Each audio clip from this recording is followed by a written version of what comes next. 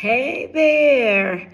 I want to come to you today to talk about my life on reset when it comes to confidence.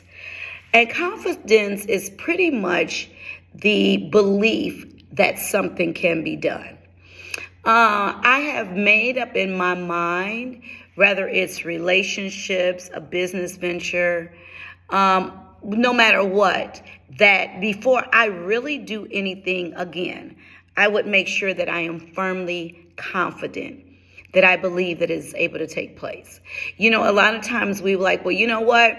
We'll do it blindly, or you know what? I really don't believe it, but I'm going to try it anyway. I'm doing things intentional, but I'm also doing it with confidence that it's going to come out the way that I expect it to. Anytime that you pray, do it, and I believe in one of the scriptures says, and this is the confidence that we have in Him, that if we ask anything according to His will, that He hears us. It didn't say that if we have confidence in the thing that we're asking for. It says we have confidence in the person that we believe would do it for us. I've learned over the season, people ask me, well, why didn't you ask me? Because I didn't believe you could get it done. Why do you want me to pray for you? Because I don't believe God hears you at times. You know, sometimes you'll say that. It's like, you come to me when you need something, so why should I come to you? And you know, I want to be fully sure that if I come to you, that you can do what I know that I'm asking, that I'm requesting of you. So say, for instance, I need you to take me somewhere. You know, my car is doing something and I need you to take me somewhere. Would I come to you if you didn't have a car? Absolutely not. If I come to you and say, could you give me a ride to such and such? Well, you don't have a car. So how can I firmly have confidence to believing that you're going to get me where I need to go? You don't have a car. So what ends up taking place is a lot of times in our lives, we put our confidence and belief, our faith in people, situations, and things that we know from the beginning cannot give us what we need. So the whole time we are working through this, we've got in the back of our mind that something is going to happen. I was about to do something, meet with some people about a month or so ago. And it was something that I needed them to do, with a legal thing. And I was going to request them to do something. And when I got the initial response from the person that I would need them to do it, it was almost like, it wasn't like they were not going to get paid or anything. It was almost like they didn't want to deal with me. So when time passed and the people that I needed them to do something for me requested from somebody, well, is she still going to do it? I talked to the person, I just can't, because I don't have confidence in those people. I believe that my initial response that I got from them would be the response that I would have the whole entire time. So why would I put myself in a position where I know the whole time that I'm going to be thinking, well, are they thinking this of me?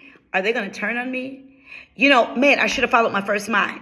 Listen, from the get-go, what was it Maya Angelou says, when people show you who they are, believe them.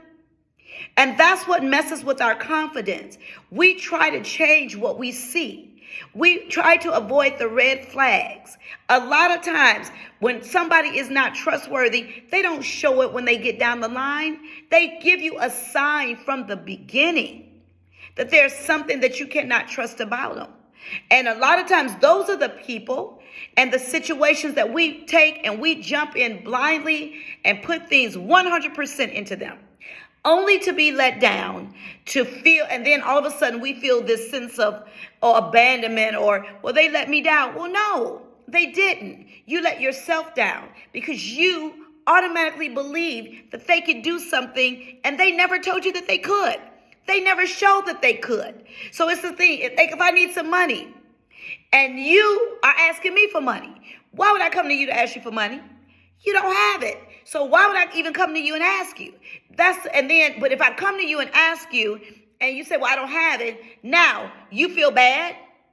I can't ever depend on nobody. Well, this is the thing. You automatically saw that they could not do it. So this time on reset, I am resetting my mindset on how I look at how I stay confident and how I continue to build my confidence. First of all, start off small, little bitty things, like things that you can control. Say, for instance, you're working on a website or something like that, or you're working on a paper and you're the only one that can do it. And after you finish, you've accomplished it. You've got the job done. That helps build confidence. Because the first person that you need to have confidence is, and more than anything, is yourself. You need to believe that you won't let yourself down. And in this season, I'm betting on myself. I'm believing in myself. I believe that everything that I set my hand to has the ability to be prosperous and to be successful. I'm betting on me.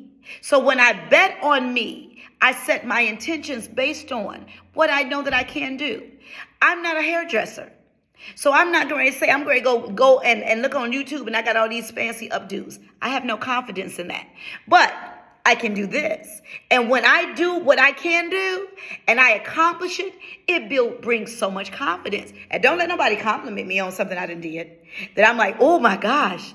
But don't bet on something that you don't have any belief in. If you have a spouse or you have a friendship or something that you just, like right now, you having some trust issues.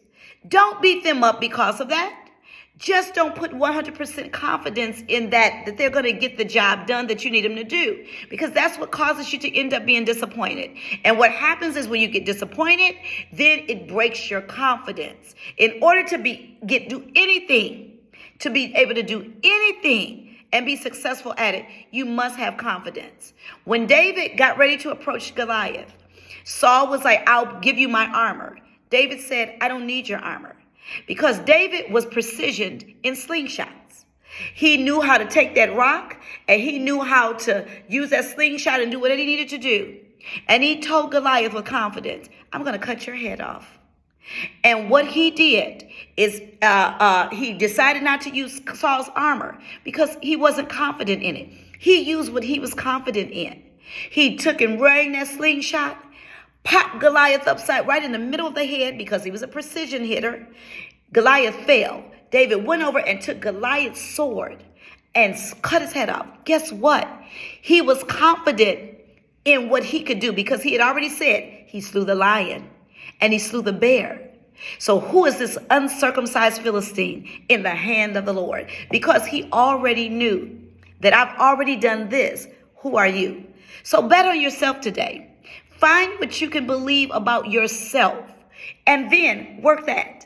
And I'll see you again on My Life on Reset. Bye-bye.